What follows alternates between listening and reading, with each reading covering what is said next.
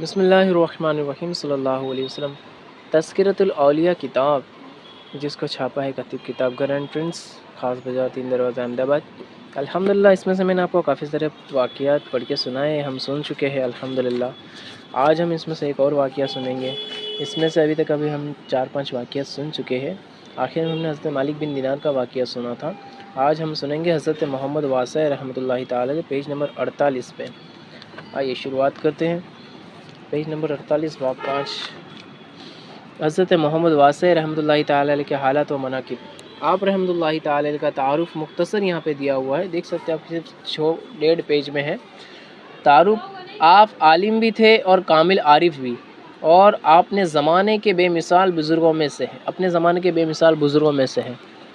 نہ صرف یہ بلکہ آپ کو بہت سے تابعین سے صرف نیاز بھی حاصل ہوا، اور بہت سے اہل طریقت کے مرشدین بھی آپ کی ملاقات ہوئی۔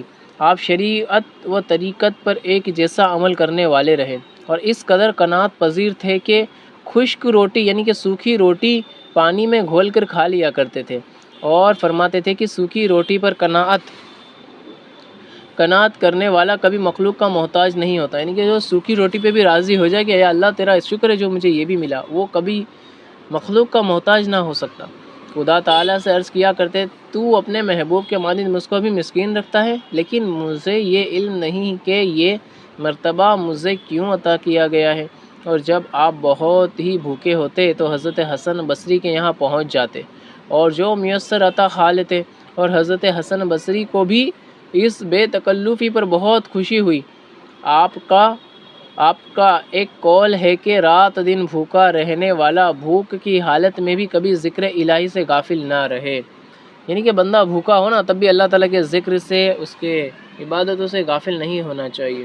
آپ نصیحت فرماتے تھے کہ آپ نے فرمایا کہ دنیا میں رہتے ہوئے زہد اختیار کرو اور لالچ کو چھوڑ دو، اور پوری مخلوق کو محتاج خیال کر کے کبھی کسی سے اپنی ضرورت کا ذکر نہ کرنا، اور اگر تم ان چیزوں کے پابند رہو گے تو مستغنی ہو جاؤ گے، اور ان نصیحت پر عمل کرنے والے کو دونوں جہان کی سلطنت حاصل ہو جائے گی۔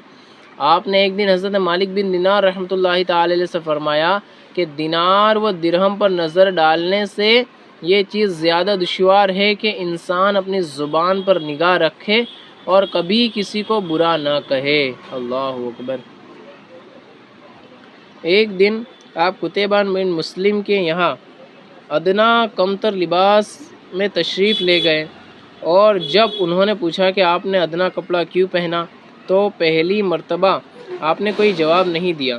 پھر دوسری مرتبہ سوال کرنے پر فرمایا، میں زہد کا مطلب سمجھانا چاہتا ہوں، لیکن اس لیے خاموش ہوں کہ کہیں اس میں اپنی تعریف اور فخر کی حالت بیان کرنے سے کہیں اللہ تعالیٰ سے شکایت کا پہلو نہ نکل آئے۔ اللہ اکبر۔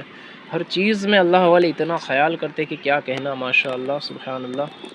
آگے فرماتے ہیں کہ ایک مرتبہ یہ دیکھیے اللہ والے اپنے بچوں کی بھی کیسے اصلاح فرماتے ہیں، اپنے آپ کو ایک دم بولتے ہیں عاجز اور کمزور بتاتے ہیں اپنے بچوں کو تربیت کے لیے، ان کے اندر وہ گھمنڈ اور وہ ساری چیزیں نہ آ جائے، اس لیے آپ فرماتے کہ ایک مرتبہ اپنے یعنی کہ آپ کے خود کے شہزادے کو بہت خوش دیکھ کر فرمایا کہ تم کس چیز پر ناز کر کے اس قدر خوش ہو رہے ہو؟ خوش ہو کیونکہ تمہاری ماں تو وہ عورت ہے جس کو میں نے 200 درہم میں خریدا، اور تمہارا باپ خدا کی مخلوق میں سب سے بدتر، اور پھر بھلا تم کس چیز پر ناز کرتے ہو؟ یعنی کہ یہ اپنے آپ کو عاجز، یعنی کہ اتنے بڑے اللہ کے ولی ہونے کے باوجود بھی اپنے آپ کو کم سے کم بتاتے ہیں کہ نہیں بھائی ہم کچھ بھی نہیں ہے، جو ہے اللہ کا ہے، ہمیں اپنے آپ پر ناز نہیں کرنا چاہیے۔ خدا شناسی۔ آپ سے بعض لوگ نے پوچھا کہ کیا آپ خدا کو پہچاننے والے ہیں؟